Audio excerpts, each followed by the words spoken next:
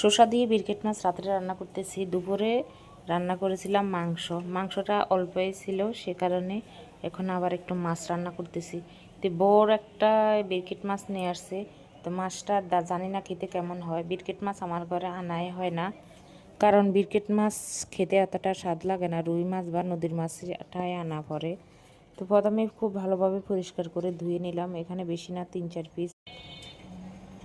চার পিস মাছ নিলাম। তাতে তোমার মাঝখানে একটা একটা কাটা দিলাম, অনেকগুলোই হয়ে গেছে। তো এখন প্রথমে তেল দিয়ে দিলাম কড়াইতে, তেল দিয়ে মাছগুলো ভেজে নিতেছি। এতদিন পর্যন্ত সরিষার তেল দিয়ে রান্না করতে করতে এখন সয়াবিন তেল দিয়ে রান্না করলে তরকারি মনে হয় আমার কাছে একটুও ভালো লাগতেছে না।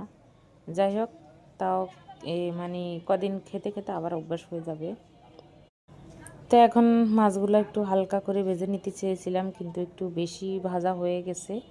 যেহেতু সিলিন্ডারে রান্না, তাড়াতাড়ি মনে হয় সব কিছু মানে কড়িয়া টড়িয়া গরম হয়ে যায়, কম দিলেও অনেকটাই তাপ হয়ে যায়। তো যাই হোক, মাছগুলো তো ভাজা শেষ, এখন তুলে নেব। তো বিরকেট মাছ কিন্তু তোমার পেঁয়াজ টেঁয়াজ দিয়ে রান্না করলে আরও বেশি ভালো লাগে। তো আমি রান্না করতেছি একটা শসা দিয়ে। যেহেতু গ্যাসের সমস্যা, আজ কদিন থেকে বুক জ্বালা পোড়া করতেছে, তো এই কারণে মরিচটা একটু কম দিয়ে একটা শসা দিয়ে রান্নাটা করতেছি। তো শসাগুলো এভাবে আমি পাতলা পাতলা করে কেটে নিলাম। একটু কাঁচা লঙ্কা দিলাম, আর একটু পরিমাণ মতন লবণ দিয়ে দিলাম।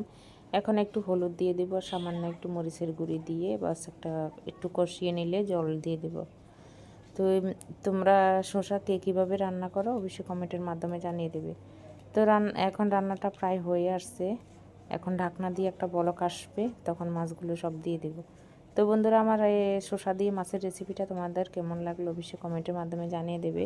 আর যদি ভিডিওটি ভালো লাগে, লাইক কমেন্ট সাবস্ক্রাইব করে আমার প্রিয় পাশে থাকে, মানে আমার পাশে থেকে যাবে। তো সবাইকে অসংখ্য ধন্যবাদ এতক্ষণ আমার পাশে থাকার জন্য। কালারটা অনেক সুন্দর আসছে, খেতে অনেক কিন্তু ভালো হয়েছে।